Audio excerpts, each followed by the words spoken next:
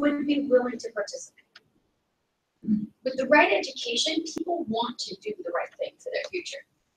And here's the most important point. And many of you, potentially anyone who's here with Sue, has heard this.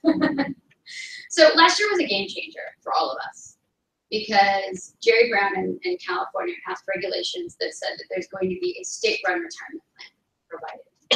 And that if an employer of only 5 employees or more, 5 employees or more, doesn't offer some kind of employer-sponsored retirement plan, then you have to let your employees know about the state-run plan, and they will be automatically enrolled in that.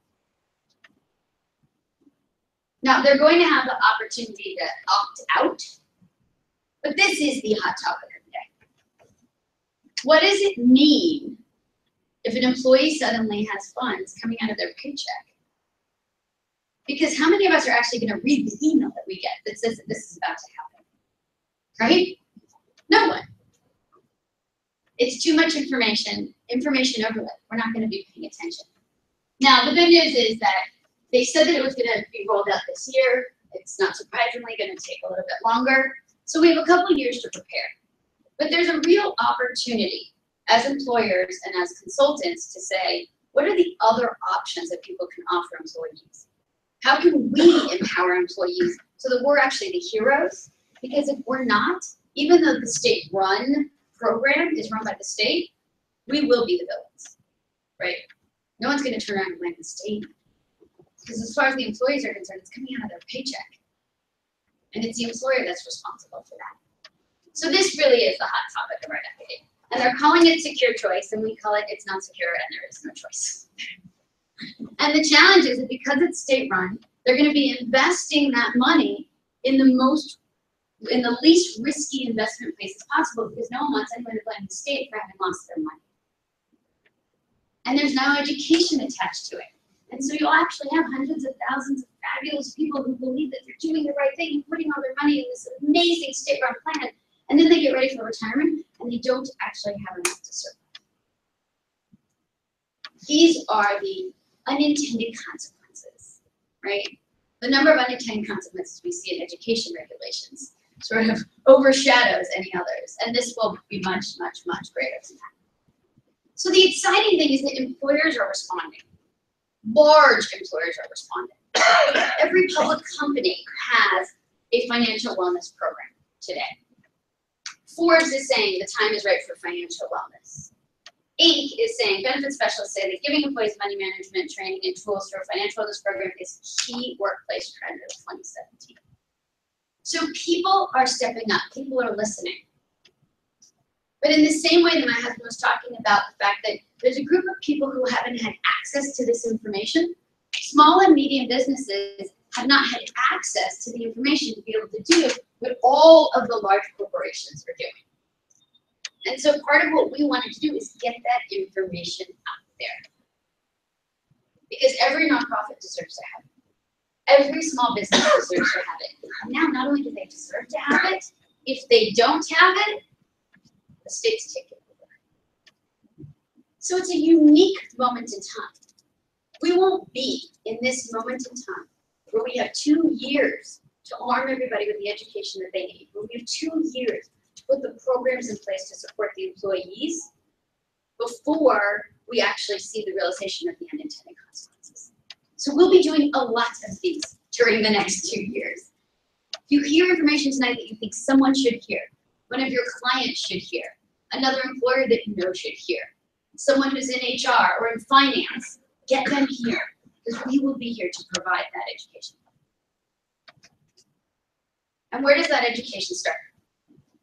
All right, so I'm going to talk to you as other business owners, people of influence in their companies, other organizations, whatever you may be.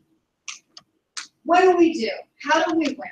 How can we create a game plan that can actually be a win-win for both us, for our employees, for other people in the nonprofits, for people that we know?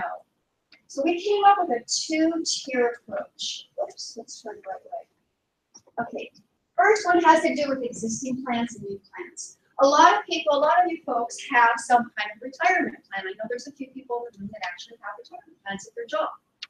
There's others here that are going, you know what, I'd like to have a retirement plan and I'm not sure what would be right. So what we want to do tonight is we want to kind of address both of these issues.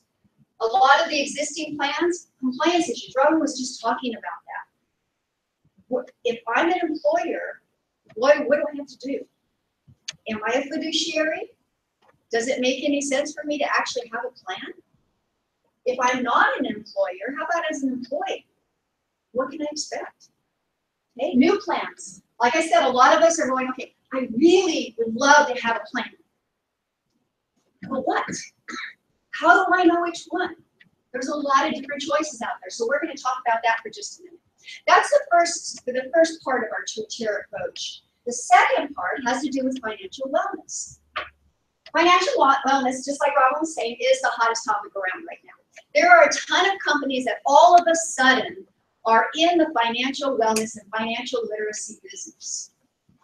We do it a little bit differently.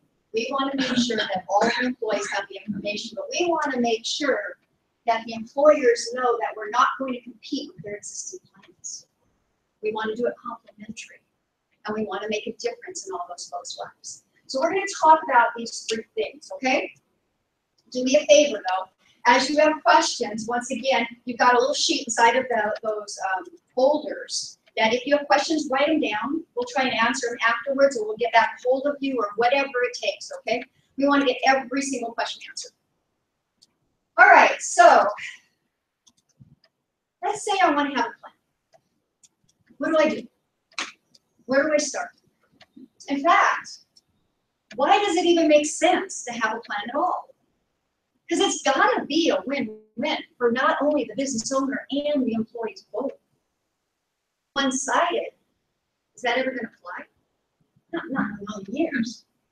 So what are some of the benefits of setting up a retirement plan? This is for some of you folks that have a business and actually want to start something and go, I'm not sure what, and I'm not sure even why. Okay. First things first, it actually attracts and retains quality employees.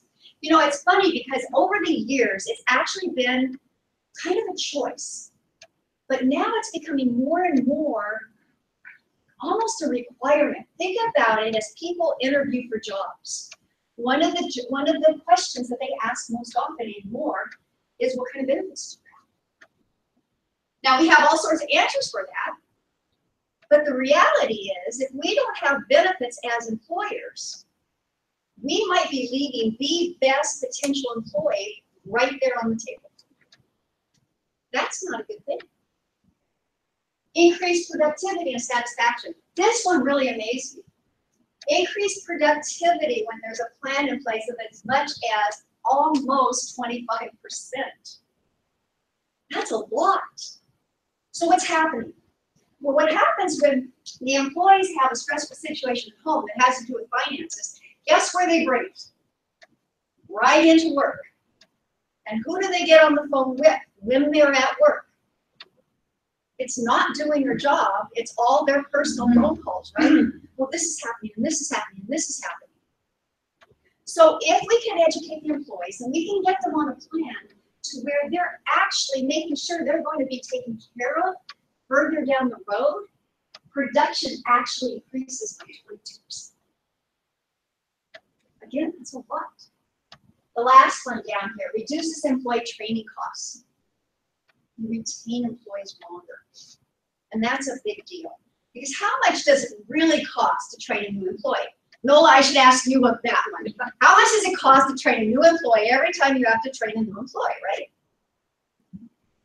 But if folks are happy where they are, if they're getting the benefits they need, if you as business owners are the hero, they don't want to go anywhere. And you don't have to train some new employees. It's a huge deal. Second part of this, taxes. There's tax deductions. As business owners, if we implement a plan, guess what? That's a business expense. If we match on some of these programs, and I'm not saying at all that you need to match in any way, shape, or form, but on some of these retirement programs, it's a business deduction. That's a cool thing.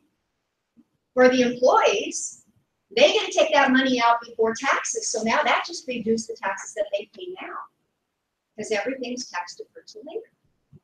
So that's a huge thing. And as an employer, if you are participating in the plan as an employee as well, you get that same advantage.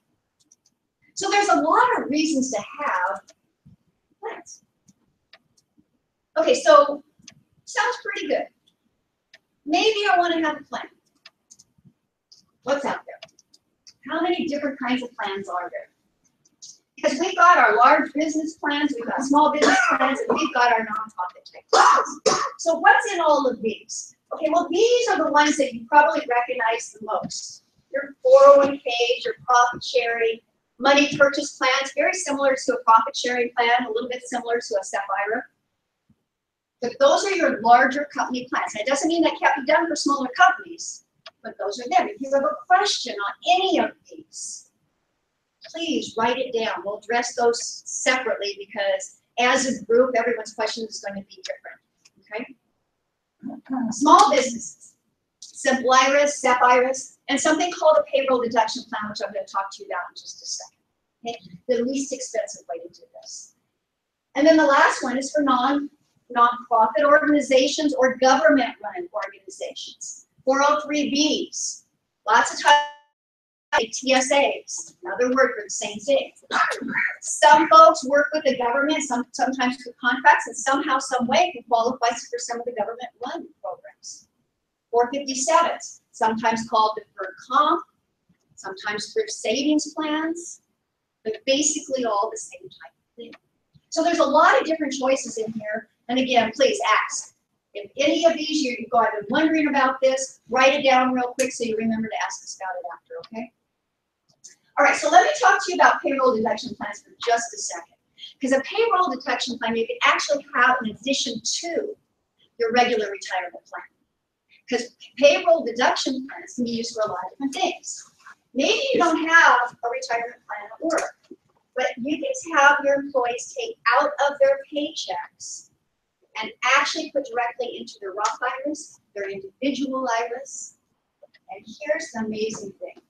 Their Coverdales for their kids, which is a college savings program. The 529 college savings programs for the kids. If you want to be a hero, let them do this. It doesn't cost you anything to just go ahead and send it in for them. It starts to save for college education for their kids, and you are their hero because you help them save. That's huge. And the last one is voluntary accounts. So payroll deduction plans can be done for any of these different things.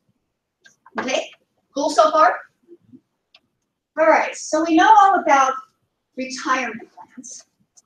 What about for some of you that already have one? What are some of the compliance issues? And this, I'm going to say one word or two. Robin, help! I'm going to let her do this part. So Attorney you said it, right? They always bring an attorney for your client. I know, right? So just out of curiosity, who here contributes to a 401k? Okay, and who here is the owner of the 401k? Names of you share 401k. Okay, who here contributes to any other retirement vehicle than a 401k? Other ones as well. Okay, and did any of you are you the owners that have set that up?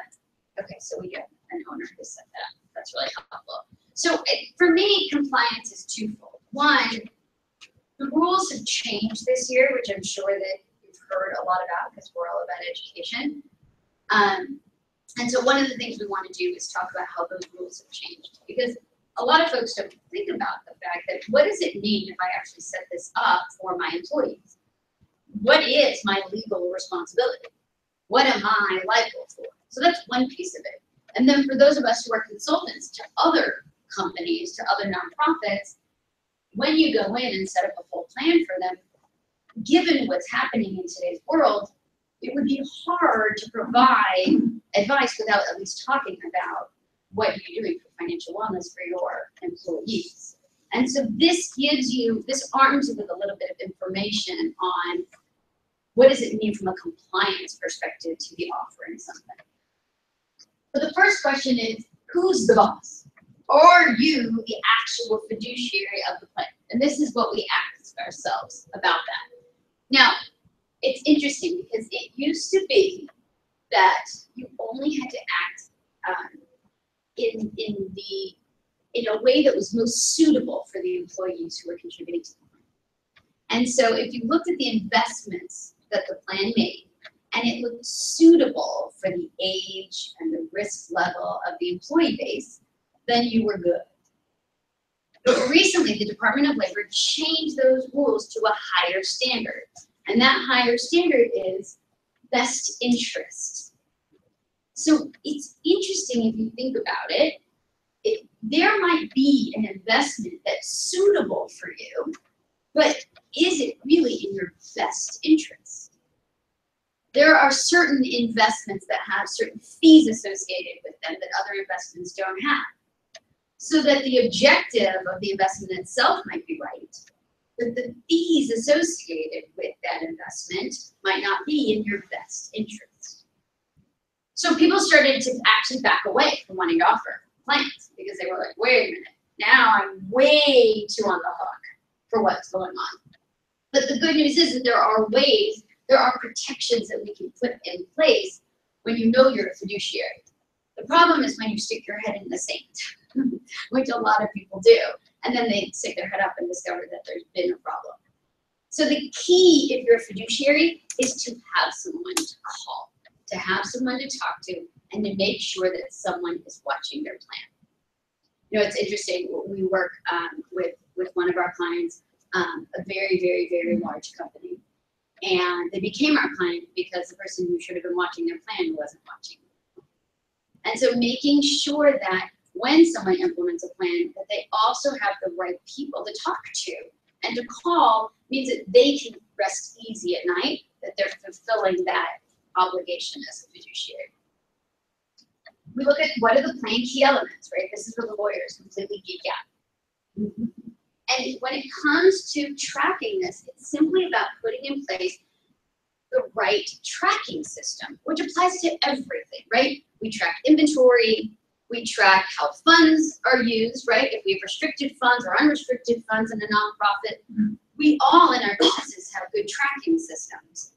Oftentimes we forget that we need the same thing for our retirement plans that we offer our employees. So while it seems daunting at first, if you have the right tracking system in place, you can rest easy. And that's really what this is about, knowing what your obligations are, putting the safety guards in place to fulfill them, and then being able to offer the same benefits that every other company is offering their employees, and that over the next 2 years, any company of 5 employees or more are going to have to offer, or they're going to be part of that state-run plan. And what are the key questions that you have to ask? The other interesting thing, have you ever one of the things that happens all the time, especially with 401ks, you sort of get into a job at one age and you set up a certain set of investments, and then you're actually still at that job 10 years later, but you never changed how your investments were set up. It happens all the time because we don't even think about it. But usually our goals and our needs 10 years later have changed. And so the key is being updated. So we'll be providing yearly updates. You'll be able to come here and hear all the time what's happening. And you get to say to yourself, whoever is working on your plan, what's happening? Have things changed? How do we need to pay attention to the operations of the plan? What are the timing of our contributions? It's really knowing the right questions to ask the people that folks are working with. That's where that power is. And how do we limit our liability? There are ways to limit liability in a plan. And this automatic enrollment one is really interesting. Automatic enrollment is the idea that when you set up a plan for your employees, when they become an employee, they are automatically enrolled in that 401k plan for some small percentage, 3% usually of their paycheck. They always are given the option of opting out. The reason that automatic enrollment came up is because it limited liability as to what was actually happening with the employee, Were they participating? Were they not? Did they get the information that they needed? Did they not? The other reason it came about is because the burden had shifted. And so employers wanted to make sure people were taking advantage of these opportunities. But something that we're starting to hear, and we're going to hear more and more about, is this idea of that a plan is completely voluntary. And can you have an automatic enrollment where you can opt out and have it still be completely voluntary? So these are one of the things that we're going to want to pay attention to, right? The annual monitoring systems we talked about, document process systems we talked about, hiring a third-party service provider. You know, one of the things if you're working with larger organizations, whether it's for-profit or not-for-profit, is you can actually hire third parties to take over those fiduciary responsibilities. But you have to have the right people to turn to ask the right questions. So compliance doesn't have to be a scary thing. And compliance should never stop someone from putting a plan in place. Because it really is, at the end of the day, our responsibility to provide these opportunities for employees. And if we don't do it, someone else is going to do it, and they're not going to do it as well. It's just the reality of today. You know, we talk about, and this will resonate in here, this access gap. And I know anyone who's ever talked to Sue has heard this before, right? So real simple. We all agree that there's a group of people at the top who have access to all of the resources that they could possibly want to need. And interestingly, they all contribute to a retirement plan. It should be a hint, right? There's a group of people at the bottom that we as a society have elected to take care of. And there are lots of nonprofits and churches and temples and grants that are available to folks who have the least in our country. And then there's this really big gap in the middle. And at the end of the day, that's all of our employees. They're all in this gap. And if we as employers and consultants don't provide the education and the opportunity, we're just going to perpetuate the gap. So it becomes our responsibility. You know, I always say, it's my job, right? You can bring a horse to water, but you can't make him drink. I can sleep at night if I've given you the information. What you do with it is your choice. But we have to bring the information. You can't do anything with information that you don't know about. And that's really what compliance is about. It's about bringing the right information so you can put the right protections in place so that you can feel comfortable with what you're providing. Make sense? So that's the first phase as an employer, as a consultant that you would think about, okay? What is the actual retirement, this employer sponsored plan that we can provide to an employee? Now, here's the second part of what we were talking about, and that is the financial wellness program. What is a financial wellness program to begin with, right? Everywhere you read, it's the hot topic of 2017, but no one really actually knows what the heck that means, right? They're like, well, are you providing a luncheon learn? I always hear that. And yes, that is part of it. But when you look at the options that are out there for financial wellness, what we set back and said is it really requires three components. One is certainly workshops, right? We want to provide group education on a variety of topics. And Sue's going to get into more of that. And then it's also about saying, what are we doing on the individual level? And how are we making sure that people have someone to call, just as the employer has someone to call? So we're going to dig a little deeper into what do these three components look like? Because if you're building a financial wellness program for yourself, excuse me, or you're building one for your client, you want to make sure you're covering each of these components. So you want to say to yourself, what's the group education component that we have? What's the individual education component that we have? And what's the ongoing education component that we have? Those are the three things you're going to want to make sure you have, whether it's for you or for someone else. Great. So would you all like to know a little bit more about what the financial wellness workshops actually are? Yes. Because this to me is the fun part. So you're going to have to put up with me a little bit on this. But I like this part probably the best. So financial wellness for employees. Okay, what is it? Financial literacy. How many, I'm not even going to ask how many have heard me talk about financial literacy. Most of you know that I have this goal in this community to make it the most financially literate city in the U.S. And I think I've asked most all of you as business owners, I said we cannot do this alone. We've got to do it together. So what is financial literacy? That is simply the ability to understand how money works, how to manage it, and how to invest it. That's it. Be able to have some sort of a game plan for whoever to get to wherever they want to go in the future. So what kind of workshops do we offer? Well, we've got a bunch of different ones. I'm just going to put them all up. There's more than this, but I thought that this was probably plenty just to take a quick look at. How money works, the basics of money. Almost always we do this when we come into a company. And by the way, we do more than one financial workshop for a company. We'll come back 3 months later or 4 or 6 months later because we found that we have to get to know all those folks anyway. If we don't get to know them, they're not listening. And they start to listen about something like this after about the third time. So slowly, bit by bit by bit. Budgeting and debt. Oh my gosh, the number of times I've been asked for that one.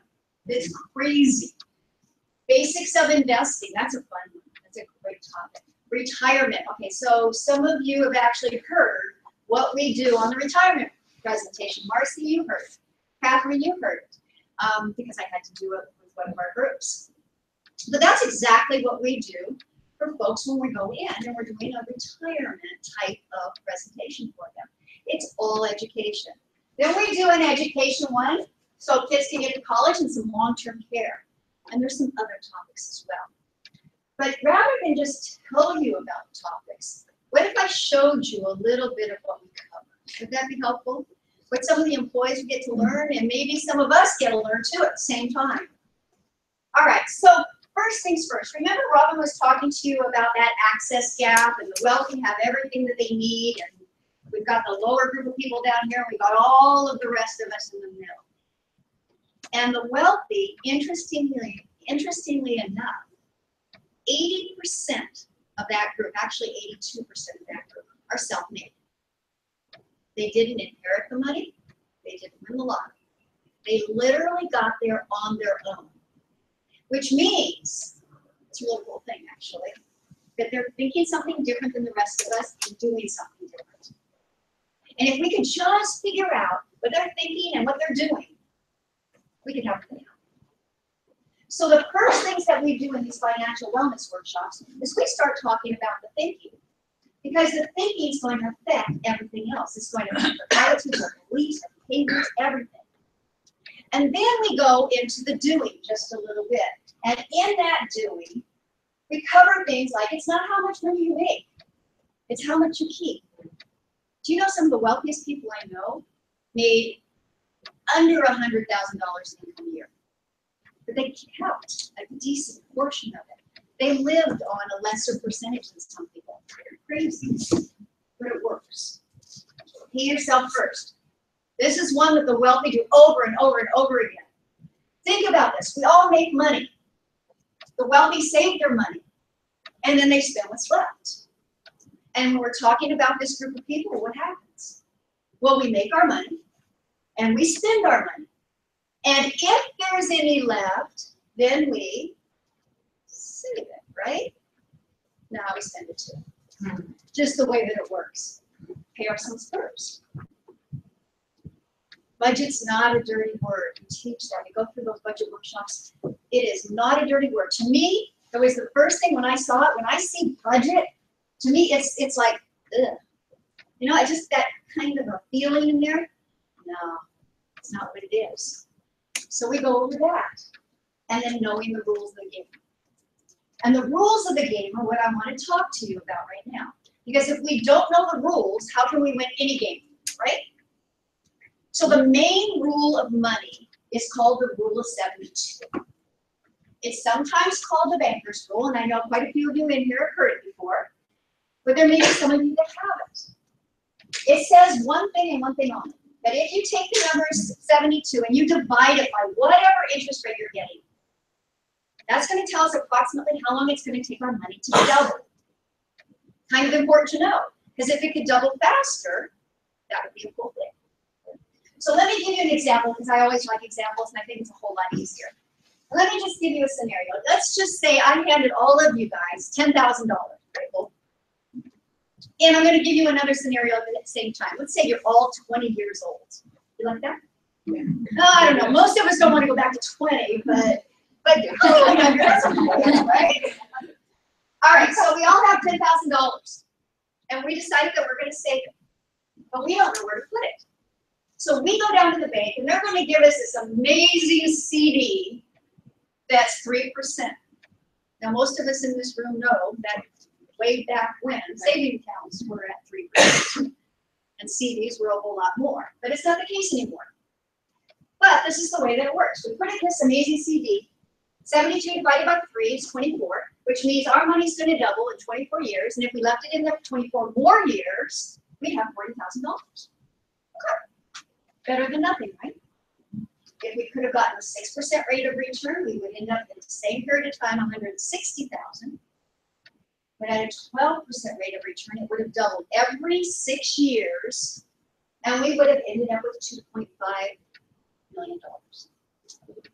Now here's the challenge. If we never knew that this one existed, or we were afraid of it, what's the chances of ever getting it? Not a million years, right? We're right back over here. Bigger challenge. Banks don't keep our money there. They run right out the back door. They invest it right here. They make the 2.5 million, give us back the 40,000, and keep the rest. What's with that? How many of you that actually have employees are responsible for any number of employees at your either your job or your business or in any other organization? How many of them do you think know this rule? Most of them don't. So what's the chances that they really are going to be able to retire? How would it feel as an employer to be able to make sure that they have this type of information and you're the hero? Because now they can do something about it. That's how big this is. It's huge. Now, what I always hear right about now is, but Sue, I know people that lost money in their 401ks. They lost money in the market. And I go, yeah, I understand what you're talking about, but let me show you the reality. I'm going to tell you a tale of 5 investors, and a couple of you have seen this one before. This is going to go back to 1987, August 31st. Those 5 investors each invested $10,000. In October of 1987, there was a big market crash.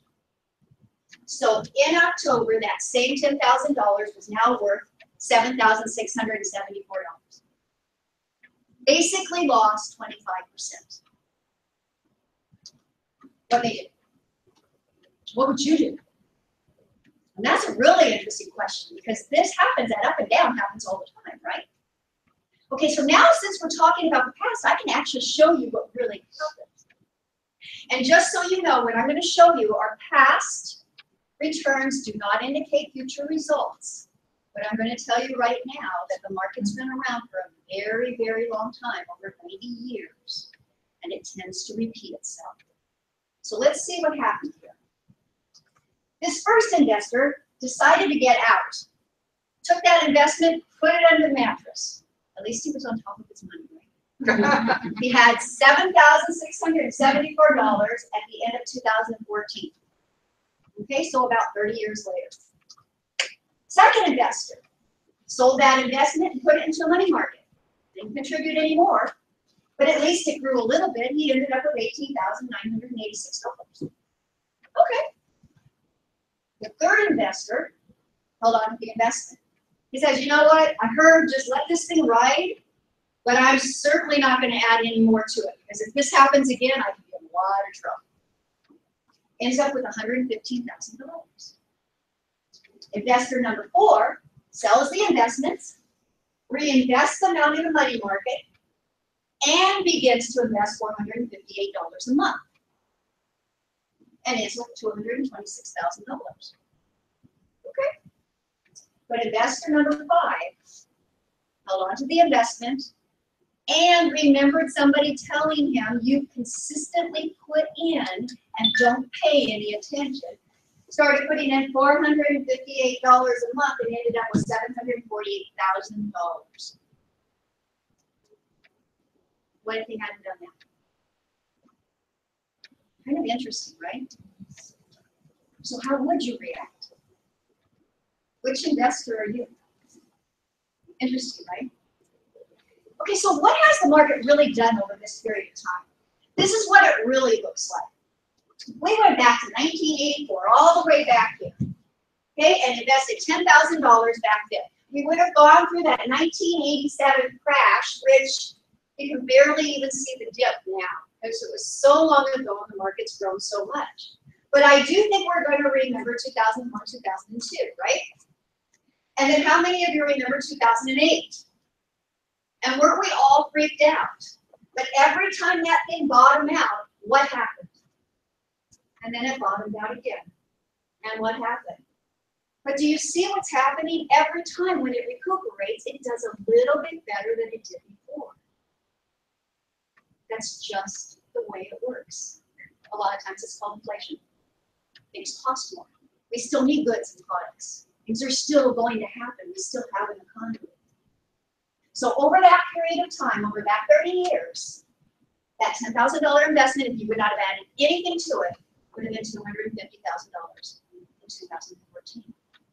And the market actually returned 11.3%. So I think a lot of you have heard over the last few years that you can't get 9, 10% anymore. Can't do it. Really? Really? We can do it. It absolutely has been done, and it will continue to happen over and over. Not guaranteed, but history repeats itself. Okay? So I think this pretty much encapsulates what we teach. But what I like to do at the very end of all this is I like to ask 4 questions to all the employees. Here's my first one. You can answer. You can ask them to yourself too. What's my financial independence number? What's the amount of money I need to be able to retire so I never have to worry about running out of money? Kind of important to know. How about this? What's my debt-free day? When am I not going to owe anything? How much will it take to protect my family? Now, this is an interesting one, because when I'm talking to employees on these financial wellness workshops, this one always is interesting to me. So many people want to know how to protect their families. We end up having to do a whole section on that, because they really want to know the information. And the last one is what is it going to cost to put my children through college? Everyone's concerned about that. Well, these are 4 pretty simple questions to ask, yes? Would you say the answers are important? So here's my question. If the questions are easy to ask, the answers are important, how come we don't do it? How come nobody's sitting down and teaching us this stuff? How come I didn't learn the Rule 72 until I was in my 40s? And maybe some of you didn't either. Why are we not learning this in junior high and high school and college?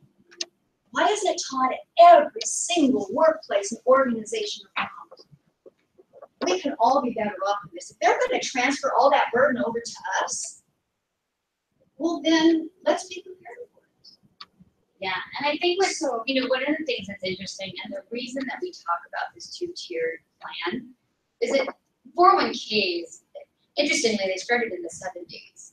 A lot of people think they've actually been around forever, but they started in the 70s as a tax loophole. Yeah. Loophole in the tax code. So they haven't been around forever, but a lot of people think you can just throw a 401k plan in place for employees and you've done your job. And it reminds me of when computers were first put in schools.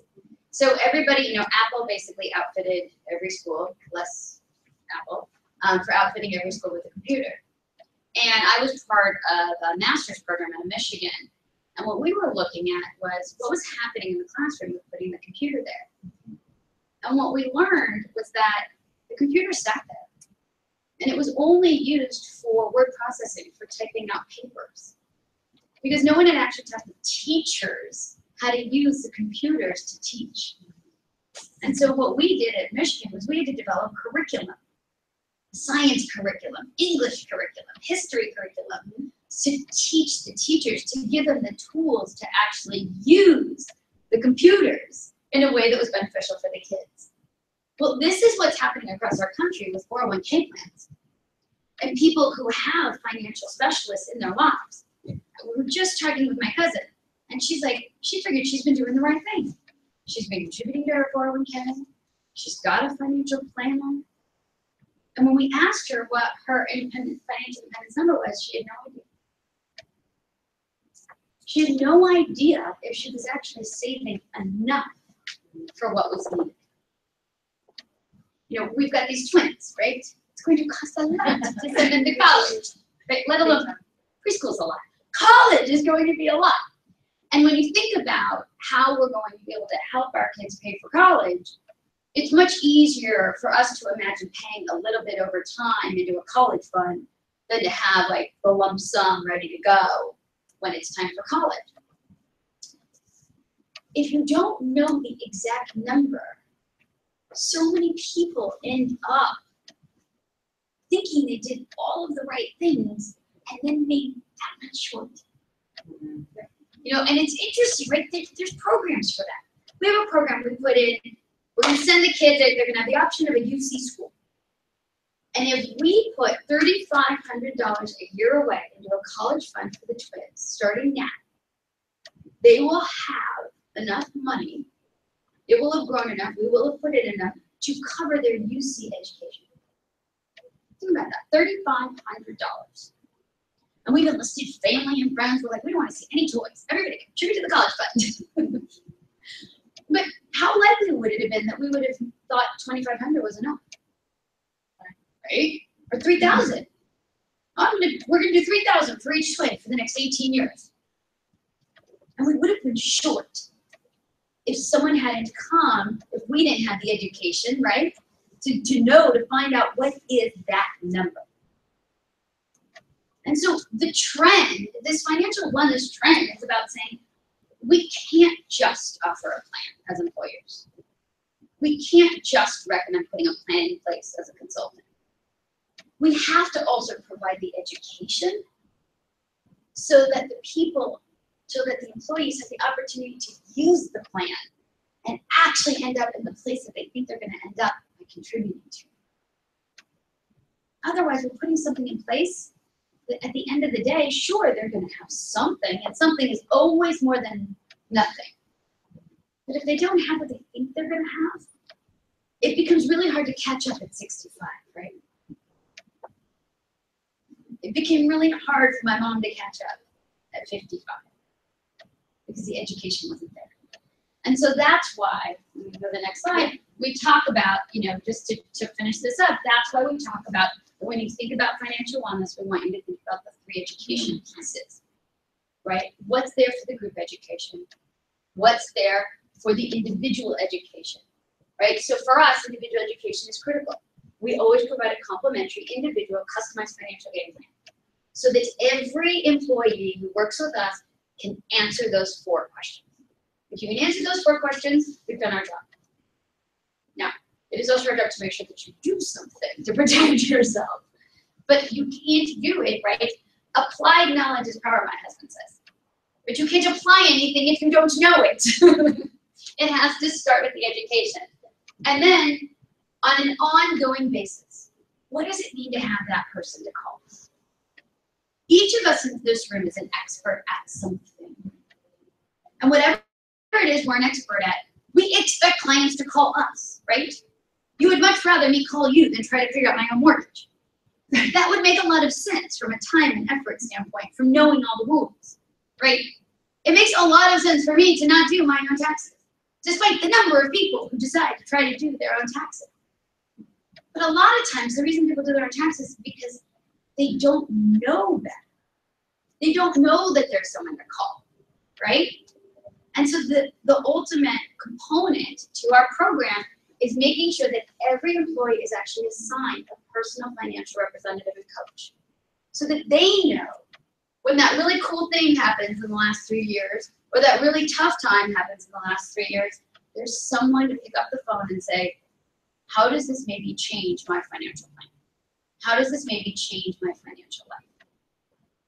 So if you take away anything tonight, one, we hope you take away that as an employer or as a consultant to employers, you want to put something in place. There are lots of options that you can look at. And 2, you want to provide some kind of education so that what you do put in place actually gets maxed out by the people that you're trying to help. Makes sense? And that's really what we're about. And so now you get to say to yourself, what's your 2017 game plan? Now, let's be honest, this applies to us as individuals as much as it applies to us as business owners. And so we've got lots of folks in the room. John's here, Sue's here, Brett's here, Bob's here, Oscar's here. There's lots of us that work here to answer any questions that you have. You can get together with us after. We're happy to help you figure out, how do you sort of maneuver through all of this information, and how do you develop the right education plan to support what you want to do for the folks that you work with. So pull out your sheets. You all have them in front of you. Sign them. Let us know what information you want, any questions that you have, and we really thank you for joining us tonight. And you're welcome to stay. We've got more snacks. Yes. And wine. And more wine.